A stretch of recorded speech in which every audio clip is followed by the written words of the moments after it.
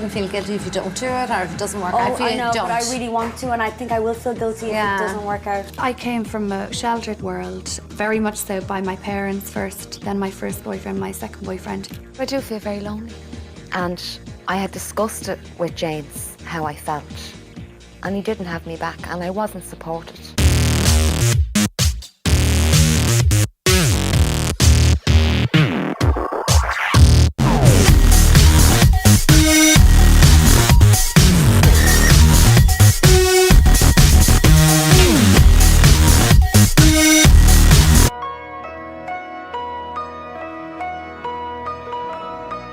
It was Saturday night. I was downstairs in the sitting room and I said to Kath, I just got the strangest pain. I think that was a contraction.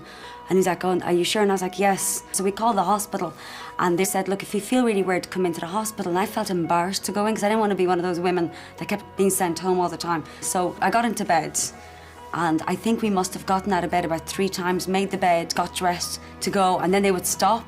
So I'm like, no, let's get back into bed. So then finally it was about 6 o'clock on Sunday morning when I said, no, this is it, I really have to go to the hospital. So we went to Mount Carmel and I made us stay in the car for about half an hour to an hour listening to 80s music in case it really wasn't labour. I wasn't sure. And I was like, no, I better go in. So we went in and they put me in the labour room. They gave me the birthing ball. So I'm sitting across the bed on the birthing ball, like going like this. And I said to God, geez, these contractions are fine. This is grand. Like, what are all these women going on about the pain and everything? It's not that painful, I can handle this. Well, all of a sudden, I got this really big contraction. It was like somebody was actually sawing me in half. And that's when it started getting really painful. So this went on until about 9 o'clock that night till they called the anaesthetist and he came down and the epidural was actually one of the most painful things. But then I just relaxed for a few hours and I couldn't feel any contractions anymore. How long was the labour? I was in the hospital for like maybe 18 to 20 hours with really bad contractions.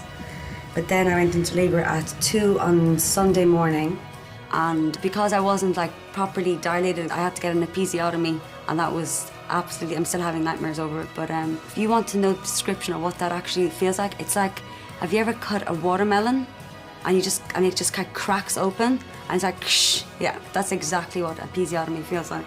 But it was worth it because when he came out, it was amazing because it was like. All these amazing endorphins in my body, these were released. It was like I was just in a different world. It was the most beautiful feeling ever. So it was lovely.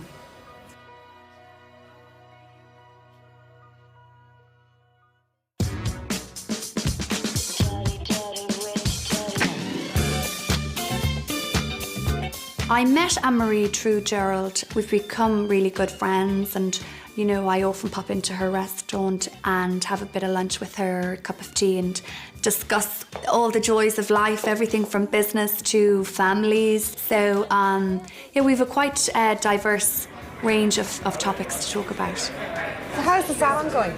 Salon is going great, thank God. Obviously January, you know, is quiet, but we've got the new celebrity HD brows, as they call them. I know, because Denise got a text last night. And since it's been up on the website and obviously sending the texts, you know, everybody is really excited about it. Brilliant. I had mine done. You had yours done? Yeah. They're lovely. You'd probably need the regrowth. Oh, I don't want anything. I hate those eyebrows for me. Tell me, have you booked your trip for Easter to go away? No, not yet. I think we're just going to pop over to Portugal for a couple of days. Yeah. With Kirsten. We had such fun in New York, didn't we? Oh, New York was great, wasn't it? Can you believe that's 4 years ago? Is it 4 years ago? And there's Helen gone back and set up out there and everything. I spoke to her on the phone the other night. How is she? I'm going to see her in May. Are you going over in May? Yeah. Oh, fabulous. Right.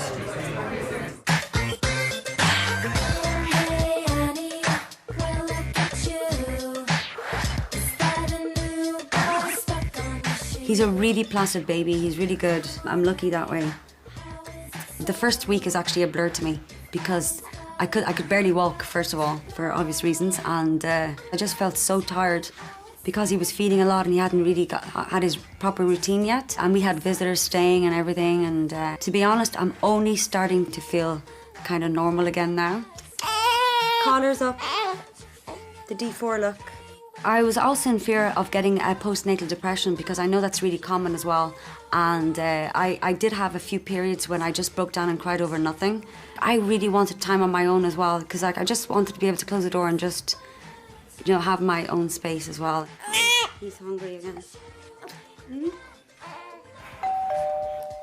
Hey! Oh my God! Look at him! How you doing, chicken? It's so good to see another human being.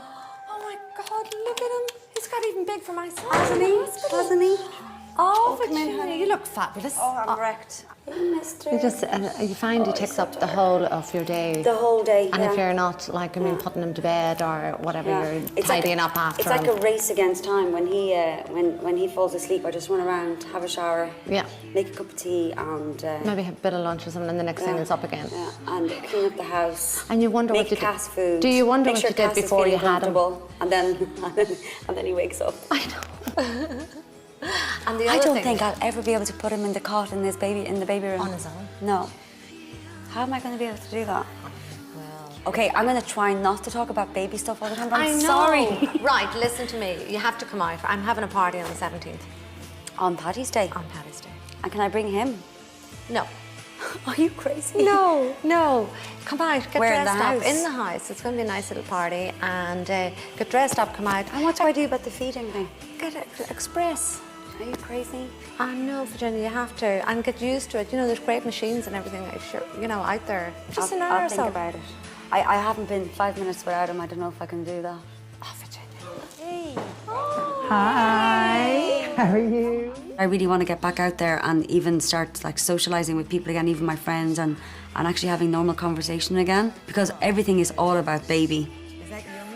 Absolutely. Cheers. I'm so glad you guys came over. It's Yeah. so nice just to have a different know. conversation. Yeah, Other exactly. than I know, just being Baby. And you do, you get consumed by it, don't you? You look great. Hey. You really do, you look great. I kind of feel normal again today, yeah. Do you? I went through a lot. But you know something gets easier and easier and easier Yeah. as No, I'm as you go feeling on. that. I think since like two days ago, I'm starting to feel it's like it's getting back there. easier. Do you want something to eat? Are you hungry? Don't go I'm to any actually- trouble. I'm Have you? actually- No. I'm actually starving. Right, I'll tell you what. No, you won't. Something. You will not. We're taking you out for lunch. Are you crazy? My treat. I yes. actually Have you haven't- been out yet? No, I haven't Are you been out serious? yet. Well, we're Okay, well definitely then, taking you out that's for what we're lunch. doing. Yeah. Oh, I could. We're Do you doing feel lunch. up to going out for lunch? Not really, to be honest. Come on, he's going to be with you. Yeah. Okay. Right, okay. come on, like. No I'll- chicken and out, we're going out. Okay. Let's go. Lunch. Enjoy it. Ugh, I can barely get up myself.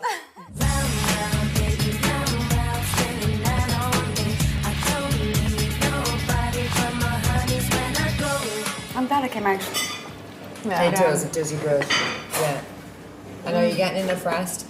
No, I'm fine. I'm fine with the resting thing. It's just the pain I had for like the whole 2 weeks After, afterwards. Yeah, it was.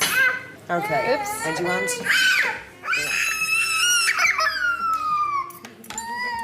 No, you're not having it. End up. The exact same thing. Grand Thomas when I can't get the shoes I want. Do you want it? No, good boy. That's a good boy. Yummy. God, Alison, how do you do it? It's all ahead of me. Yeah. So I'm having a party in my place on the 31st of this month. Okay. A sip and see party. What on earth is a sip and see party? Well, I'm going to get all my friends and they're going to come over, sip champagne Okay. and see the baby. Oh my god, I love Isn't that it. so cool? So you got to come. You gotta come to Absolutely. that. Yay. Look forward to you. Exactly. This is a fun-filled month. Joe, seriously, we talked about this. I knew it, I saw you sneaking out. You're like a bold schoolgirl, look, and she's not even putting it out.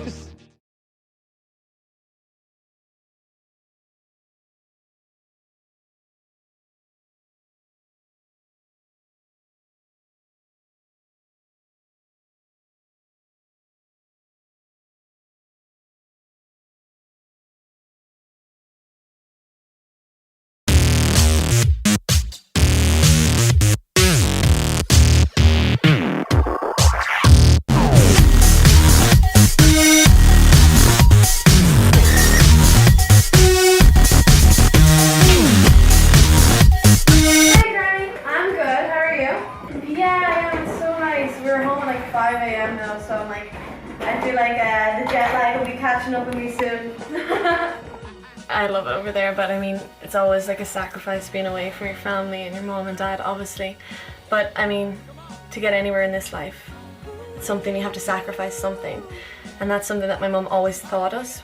But there's times, of course, where you're like, oh, I don't know if this looks good on me, or it's so silly, but, or Mom, I feel sick, or like something like that. You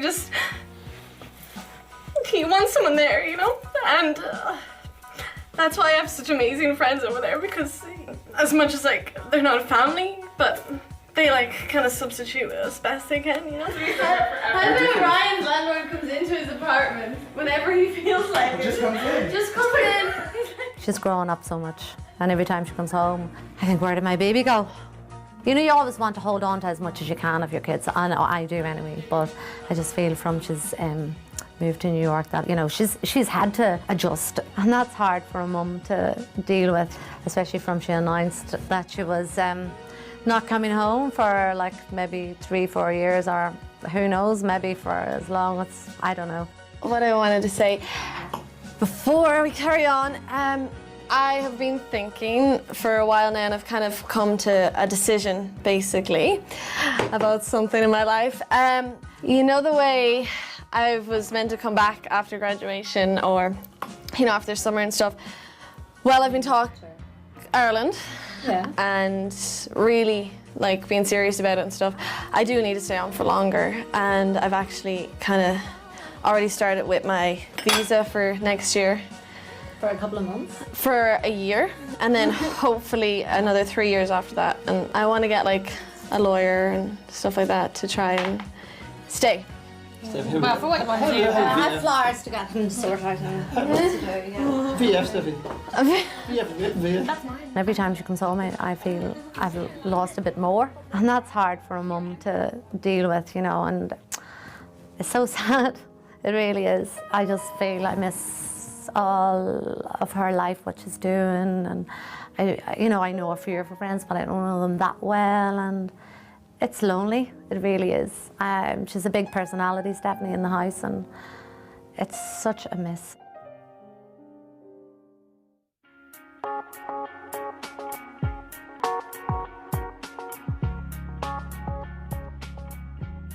Well, I'm planning to go to Australia, well, as soon as possible, really. I don't really know what's involved in it yet, but everything that's going on, like, I want to stay, but I do think I need to go. Like, how everything's happening with my mum at the moment, like, I'm sure that she needs that, and like, I'm only a phone call away, or I think it's only support she'd need, really, like.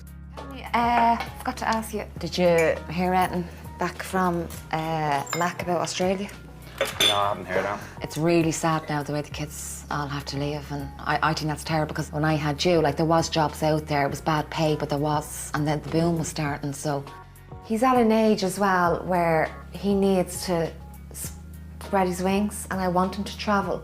And if I'd have got that opportunity at 21, I'd have grabbed it, and I know my dad would have backed me up and supported me to do the same.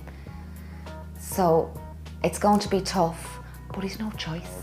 So go over to Australia, you won't miss me anyways. Me? Yeah. Yeah, I suppose you're right. Pants on the floor. Would you miss me cooking? What cooking? I think there's a lot of people I'd miss, like even my grandmother. We're very close, my grandmother and grandfather, like, so I'd really miss a lot of people going over there. I was sitting this morning with Gavin. I just had a cup of tea with him. I was after coming in and I had a cup of tea with him. Okay. And he was saying to me about Australia. I don't know whether he will go or he won't go, but how would you feel if he did go? Oh, Joe, I'd be heartbroken. Would you? It'll also break your father's heart. I know. Now I'm getting upset. Like the way things are going on now, and the way the country is, like, it is a good move. I feel it's a good move for him, and I just feel there's nothing here for other, you know, for his age group. If he decides to stay, he's always got a home here, he's always got a room here. But I mean, when you're hitting 22 and you have a lovely girlfriend and you're in love, you don't want to be under Mammy's roof.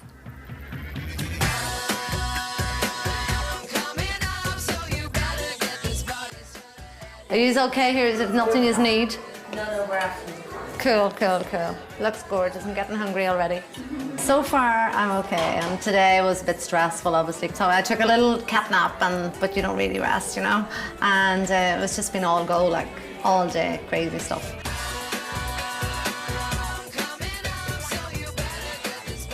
Virginia's first night out, leaving the baby with Cass, and I think she's really nervous about that. But you know, I'm sure she'll come round to all of that. Are you nervous leaving him? Yeah, I'm just not going to think about it. No, don't think about it. Don't even talk about it. You're out for the night. This is your first night out. Cheers!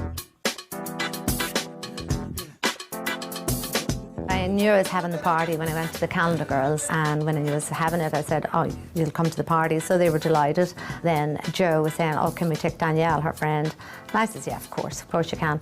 So I went to the party with Joe and James. We arrived about 8:30, 9, and the party was in full swing. Real typical Irish kind of gathering. Well, kind of typical and not so typical. Thank you for having us. You look amazing. Oh, Danielle, my friend.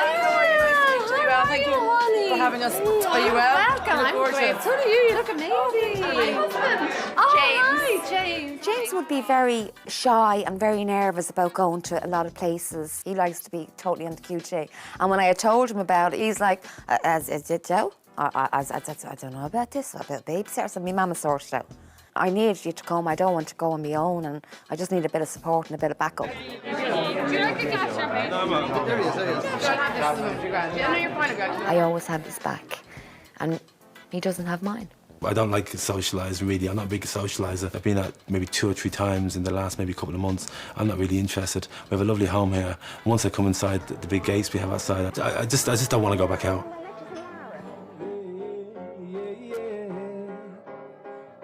I know Danielle is crazy about me. I know she loves me, but she is the most antiest smoker I've ever met in my life. I've never known anybody to be that bad. And she gives me a hard time. They're going out for a cigarette. I'm going to kill Joe if she's going out for a cigarette. She's gone for a cigarette. I'm going to go out now. Is Joe out there?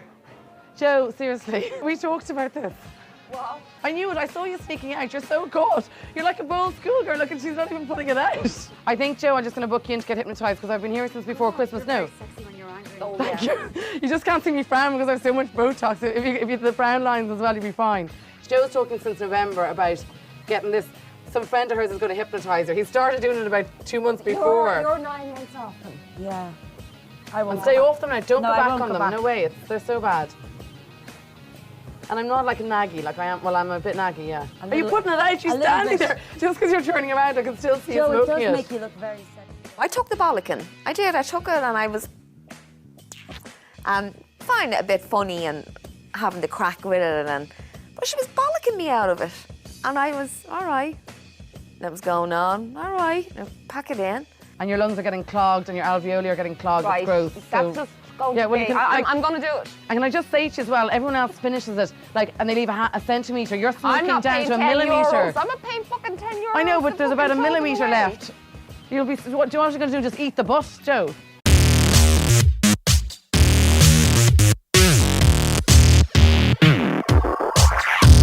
Similar little twist as well. I have a lot of time for all of them. I'm surprised at the fondness I have, and I feel there'd be friendships for life there. But the thing is as well is, right, everyone else, a lot of people want to look for a guy. They're thinking they want to meet a guy who's gonna, they can marry and take care of them and the rest. But I always just think my dreams are to get to a position where I can take care of myself, and I don't need a guy per se. Does that make sense? That was the first time I'd met Danielle. I was trying to tell her, to kind of go outside the box with her choice of men. But I just think maybe, maybe not be so specific. But could I stick with the tall boy? And I don't want tall and skinny because that would be a nightmare. So could I stick with tall and built well, and then maybe relax on the brains and stuff?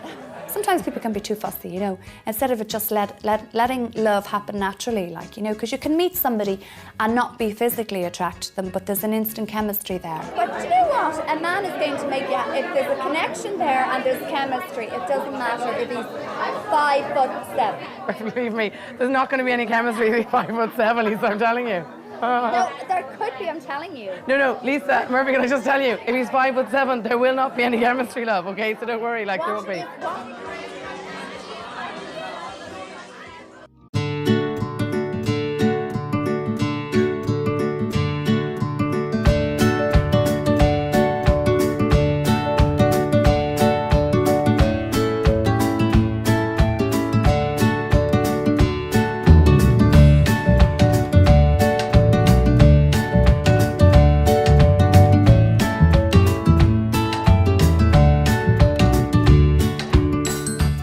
And if I'm told one more time I'm mad, I will end up in Vincent's. There's nothing worse than telling the same person that they're mad. I want to relight the flame and love it, and I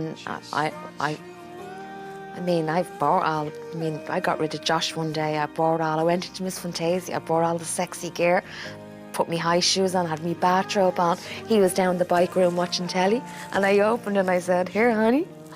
So it's stuff like that that needs to keep a marriage going. It's little surprises, even a date. I think we should be dating each other every week. If I spend any more time on my own, fucking rigor mortis is going to set in. I wouldn't go to Michael O'Doherty's VIP Style Awards. There's a million things I would rather do than attend that sunburnt fuckwits cabaret. Oh my God, that's the best news I've heard in a long time. Wow, Since I had the baby. Since you had the baby. Yeah, she's very cute, baby. I know what baby's. Of course he's cute. Really cute. I made him. I think she's got more issues than Vogue magazine. I don't care what I have to cross and what I have to bear. And You're doing it. I'm doing it. I'm sailing my ship.